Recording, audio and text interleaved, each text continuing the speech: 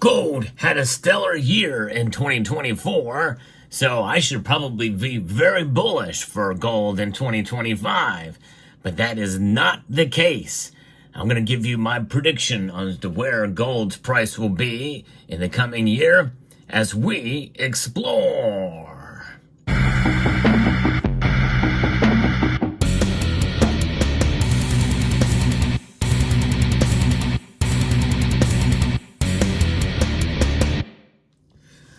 Gold has been on a tear multiple times, reaching an all-time high measured in nominal dollars.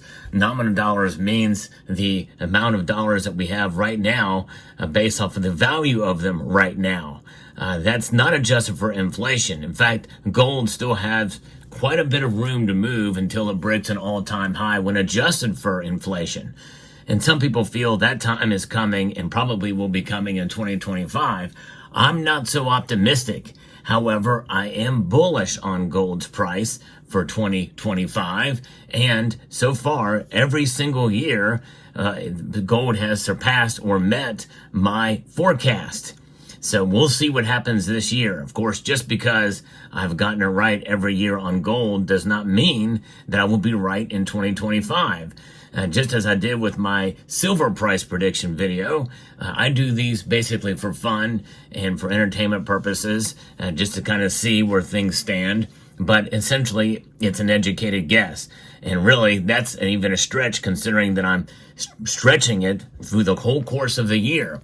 Now, when I do my predictions, essentially I say the number I'm going to give is the number that I think it's going to touch. In other words, not that it's going to end the year at a certain price level, but it will get to that number. It could pull back or go even further to the upside.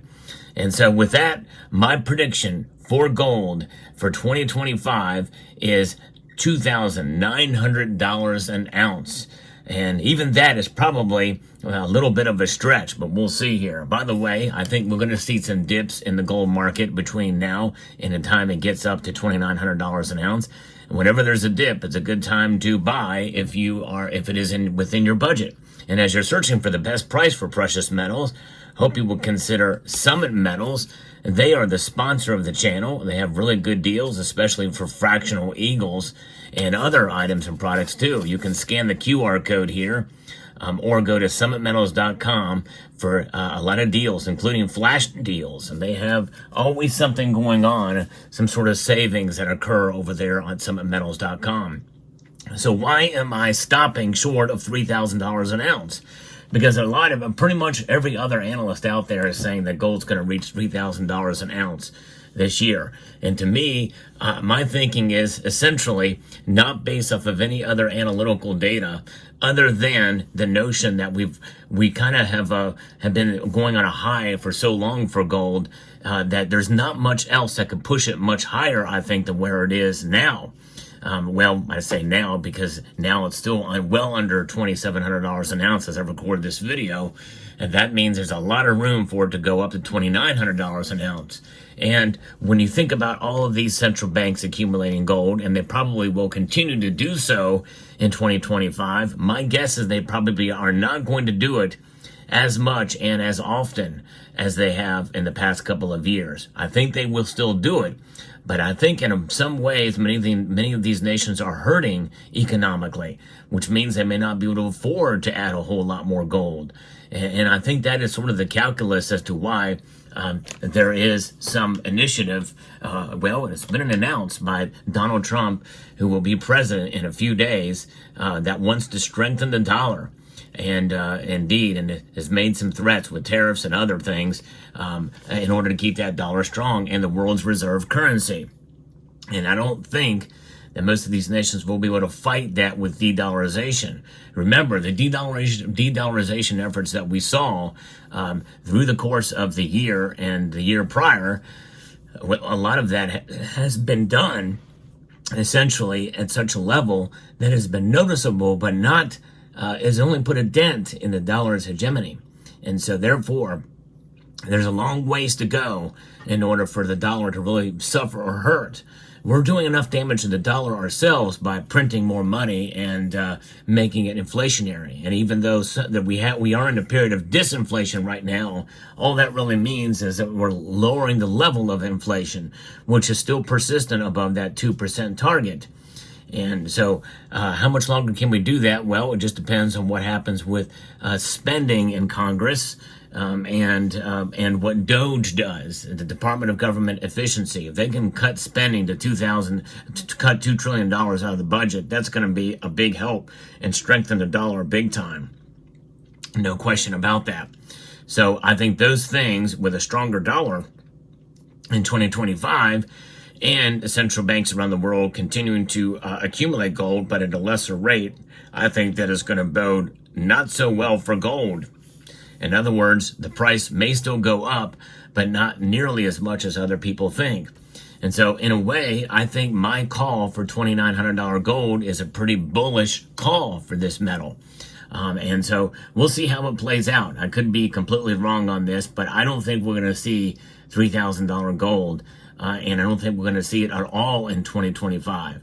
And when most everybody else is saying that's going to happen, I don't think that we're going to get there. However, I do think it's going to continue to climb, and I do think we will see $2,900 gold this year. Now, I'll be curious to know what you think and where you think gold is going to end up the year. You may be much more bullish than I am, or you may think that there's going to be a big pullback. In fact, we've seen since the election several large pullbacks in gold's price. So we'll see how that plays out. But nonetheless, overall, I am bullish on the metal, and I believe it is a safer store of value. And even if I'm wrong and the price pulls back and stays in the area where it is, well, those are still really good numbers. I think anything above $2,500 for gold is really good, and it's performed quite well over the past couple of years. And remember, there's a lot less that can really hammer down gold than there is for silver, because gold is treasured. And of course, people think of that as a negative, but that's precisely why the price is so high. It's treasured by central banks and by people, especially in India and China and elsewhere in the East. It is a part of their culture. And so when you have that, and especially if the prices are lower, people can get more of it. And I think to some extent they will, which means that it's going to really prevent the price from falling too much this year. And so I'm feeling really good about gold, and that's one of the reasons why since 2017 I have added more of it to my stack, because it packs a lot more value in a smaller space. When you have a lot more value in a smaller space and it holds its value for longer, to me it's kind of a no-brainer. And I can stack silver without the fear of losing too much, because there is more potential there in some ways for it to go up, but it also more potential for it to get smacked down pretty hard, and we've seen that time and time again with silver. But still very bullish on silver overall, but I do think that as you mature as a stacker, typically what happens is that those who feel like they have enough silver ounces, they tend to gravitate more towards gold. Even with these high prices, there are ways to be able to stack and accumulate gold at these high prices. And so there you have it. So let me know what your thoughts are about gold and where you think it's going to go in 2025. I'm sure some of you will think I'm way off base. Others maybe think that, well, we've already reached the high and that we're already at peak gold price and it's going back down the other direction. And but nonetheless, I'm going to continue to kind of navigate the markets in 2025 with gold and see where they go. Now, what I like to do on this channel is give you the latest news and analysis in the world of precious metals. And so I hope you'll continue to stay tuned in 2025 as I continue to discuss gold in particular, but also silver and platinum and palladium and other metals too, but mostly gold and silver on this channel. And be very curious to see where things go. It's going to be an exciting year, I think, or it could be a very scary year. We don't know.